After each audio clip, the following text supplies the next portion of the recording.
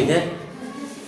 हमारा क्वेश्चन है अवतल दर्पण में सिद्ध करें कि 1/a बराबर 1/v प्लस 1/u। ये अवतल दर्पण है, उत्तल दर्पण में भी होता है, लेकिन अभी अवतल दर्पण में यहाँ लिखा हुआ है। अवतल दर्पण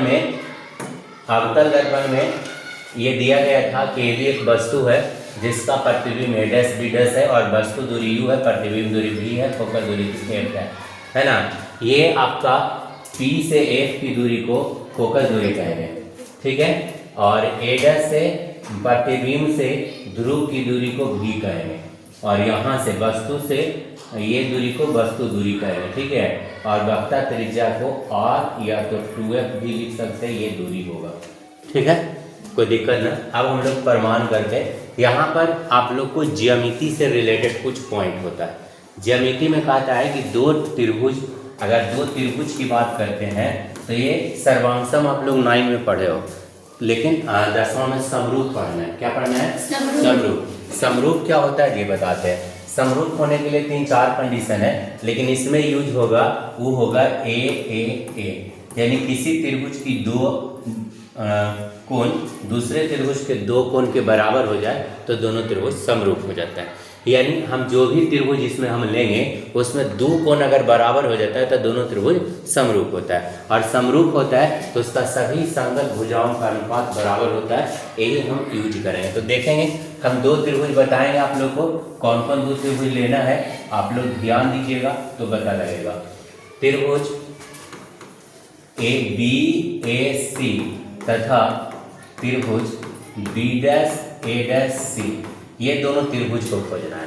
त्रिभुज BAC और B'A'C, ये दोनों मिल रहा है। फिगर देखो, फिगर में कहीं नजर आ रहा है, देखो BAC ई वाला है ना बुआ, और B'A'C ई वाला है ना। तो ये दोनों त्रिभुज में देखना है कि क्या क्या बराबर होगा। तो पहली बात, कोई भी व्यक्ति खड़ा होता है तो 90 डिग्री पर खड़ा होता है। स्टैंड अप अगर कोई भी होता है तो 90 डिग्री रहता है, उसको उठाओ 90 डिग्री।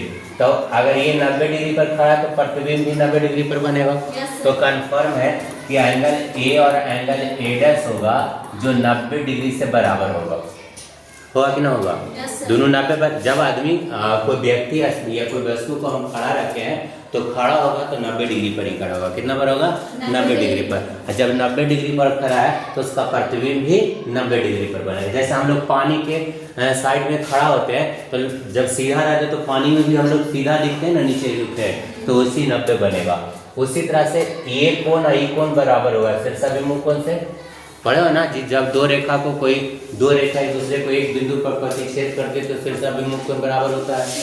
तो कोण ए बराबर कोण ए होगा, यानी कोण BCA बराबर कोण B'CA', ठीक है। ये कौन चीज से होगा बुआ? शीर्षाभिमुख कोण, शीर्षाभिमुख कोण से। अब जब देखो कि दोनों बराबर हो गया, दो एंगल बराबर हो गया ना। अभी बताए थे कि किसी त्रिभुज की दो कोण दूसरे त्रिभुज के दो कोण के बराबर हो तो दोनों त्रिभुज समरूप होता है। दोनों त्रिभुज क्या होता है? समरूप। तो यहाँ पर लिखेंगे, इसीलिए त्रिभुज BAC समरूप होगा, समरूप त्रिभुज B'A'C, ये दोनों कुछ हो गया, समरूप हो गया, ठीक है। और जब समरूप होता है दोनों तो इसका सभी भुजाओं का अनुपात बराबर हो जाता है, यानी सेम रेशियो में हो जाता है। तो यहाँ लिखेंगे ए बी, पहला दूसरा कौन है? A B. तो इसका पहला दूसरा कौन है? A डैश B डैश, ठीक है, बराबर दूसरा तीसरा BC है तो इसका क्या है? B'C। काय कब कर रहे हो? समीकरण क्या हो गया? 1 हो गया। कोई दिक्कत किसी को?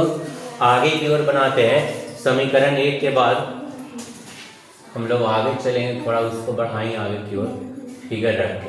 चलिए आगे देखिए, गप ना करो, तनी से ध्यान दो। जखनी ये दोनों त्रिभुज लेके चले तो हुआ, अब यहाँ से एक लंब खींच लो, यहाँ से एक लंब खींच लो, ठीक है। इसका नाम दे दो M, ये भी लंब खींच लो।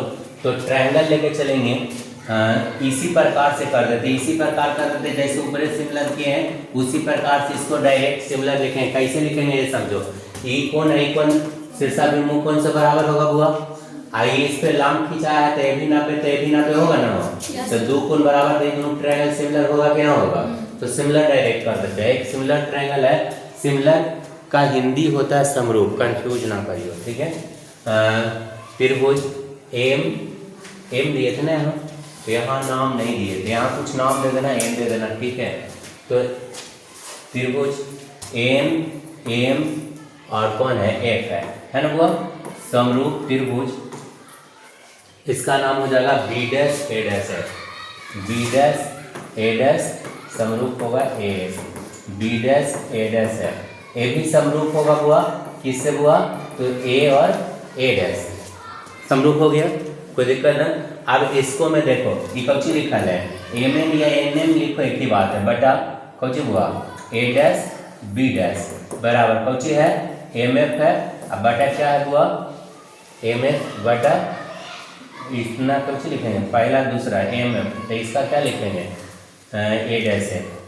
अब तुम लोग थोड़ा ध्यान से समझोगे तब समझ में आएगा, अभी नहीं करेंगे, आगे करेंगे।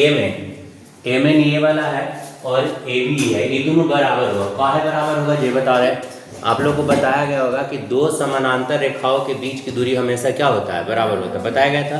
तो यहाँ पर ए बी और एम एन बराबर होगा, तो इसलिए एम एन के यहाँ पर ए बी कर दो बटा ए डैश बी डैश कर दो बराबर एम एफ कौन है बुआ, ही ना, एम एफ को हम पी एफ कर सकते हैं, कारण कि एम होगा जो लगा अच्छा, एम एफ छोड़ देते हैं, एम एफ बटा ए डैश एफ, इसको इक्वेशन 2 कर दो। यहाँ तक दिक्कत है किसी को, फिर से सुन लो, एक तरह समझ लो, फिर आगे हम चलेंगे, ठीक है।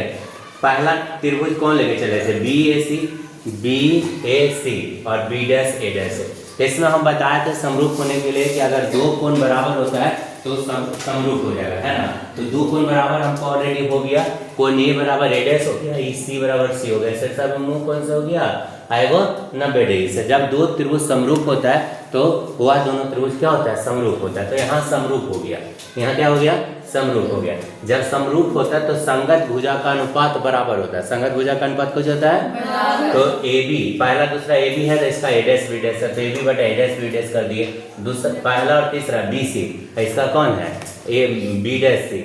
आप कोई कहेगा कि ए सी काहे नहीं यूज किए, काहे कि कौन बोला हुआ, बी सी ही यूज गलत किए, हमको कौन यूज करना चाहिए, ए सी, सॉरी यहाँ पर सुधार दो, ए सी और यहाँ पर कुछ कर दो ए डैश सी, ठीक है, उल्टा हो गया था, ए डैश सी, ए सी, कारण कि हमें ये जरूरत है, ये जरूरत ना है, हमको कारण की कोई जरूरत नहीं है, दूरी के अनुसार जरूरत है, तो ये दूरी जरूरत है, तो यहाँ पर ए सी बटा ए डैश सी कर दो, यहाँ पर भी ठीक है, एम एफ बटा एफ डैश। आप देखो समीकरण 1 तथा 2 को ध्यान से देखोगे तो R H L H S बराबर है बराबर, एल एच एस दोनों के कोची है बराबर है, तो आर एच एस क्या होगा, बराबर होगा, ये दोनों बराबर है तो आर एच एस क्या होगा, बराबर होगा। तो यहाँ हम लिख रहे हैं समीकरण 1 तथा 2 से, समीकरण 1 तथा 2 से, समीकरण 1 तथा 2 का एल एच एस बराबर है, इसलिए आर एच एस बराबर होगा, तो ए सी बटा ए डैश सी बराबर इसका क्या होगा, एम एफ या पी एफ लिखो, एक ही बात है, पी एफ बटा ए डैश एफ, ये दोनों बराबर होता है, काहे तो नहीं कि ये पॉइंट अगर इसके नजदीक आता है तो एम एफ और पी एफ बराबर हो जाता है, एकदम लगभग बराबर होता है। अब इसमें मान देना है, पहला ए सी है, तो ए सी तो नहीं दे रहे तुमको, ए सी ना दे रहे है, तो ए सी को क्या करोगे, पी सी में से ए डैश पी घटाओगे पी निकल जाएगा हमको, सुनो देखो यहाँ ध्यान देना, ए सी है तो ए सी कौन बोला, सॉरी ये ए सी है, ए सी, तो ए सी को पी सी में पी ए में से ई घटाएंगे तो बनेगा ना हमको, ना समझ में आ रहा है, ये क्या लिखा है, ए सी है। अब ए सी का मान तो हमको दे ले नहीं है, जैसे मान ले एक दूरी ले लेते हैं, समझो ई मान ले जाए ए है, ई सी है और ई पी है, तो हमको ए सी निकालना है, ए सी निकालना है, ये दूरी यू दे ले है और ई दूरी आर दे ले है, तो हमें ए सी चाहिए, तो बड़का में से छोटा घटाएंगे तो बन जाएगा ना हमको, समझ रही हो मेरी बात। अरे हमको ए सी चाहिए, आप पी ए और पी सी दे ले, पी ए दे ले यू और ई दे ले आर, तो हम आराम से निकाल सकते हैं, तो यही हमको समझाने का अर्थ है। अब आगे सीखिए, ए सी को हम लिख सकते हैं P A minus P C, P A minus P C, अब बटा ए डैश सी, ए डैश सी है, इसको ऐसी करेंगे P C minus PC minus PA dash कर रहे हैं, PA डैश कर रहे हैं बराबर कौन सी लिखा हुआ PF, क्या लिखा हुआ है PF। तो PF तो वैल्यू है ये है वाला PF, अब बटा A डैश F E है, तो इसको A डैश P में से PF घटा देंगे तो आ जाएगा हमको, ठीक है। A डैश F E ना है, तो इसको लिखते हैं। अब इस सबका मान दो, सबका कुछ करो मान दो। तो पहला कौन सी है PA है ना, तो PA को क्या